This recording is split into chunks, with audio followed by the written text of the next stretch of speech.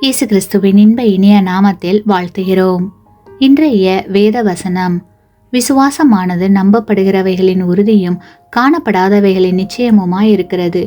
எபிரேயர் 11:1. Today's Bible verse.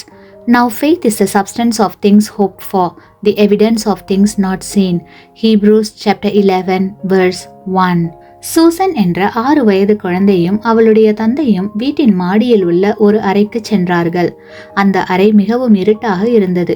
பரணியின் மேலிருந்து ஒரு சில பொருட்களை எடுக்க வேண்டி இருந்தது. தந்தை தன் மகளை மேலே ஏற்றிவிட்டு பொருட்களை இறக்கி வைத்து கொண்டிருந்தார். மெல்லிய ஒளியாக இருந்த மெழுகுவர்த்தியும் அணைந்து விட்டது. உடனே சிறுமி, அப்பா, நீங்கள் எங்கே இருக்கிறீர்கள்? நான் எப்படி கீழே இறங்குவது என்றாள். மகளே, அங்கிருந்து குதித்து விடு என்றார் தந்தை. எப்படி அப்பா குதிப்பது? நீங்கள் நிற்பதை என்னால் பார்க்க முடியவில்லையே என்றாள்.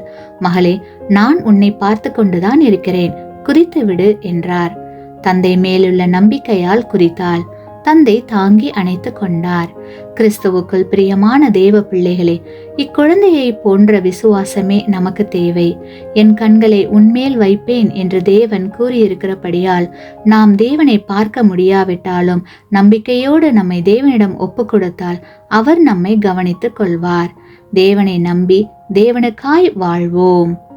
ஆமேன். நீங்கள் பெற்ற இந்த ஆசீர்வாதத்தை மற்றவர்களோடு பகிர்ந்து கொள்ளுங்கள்.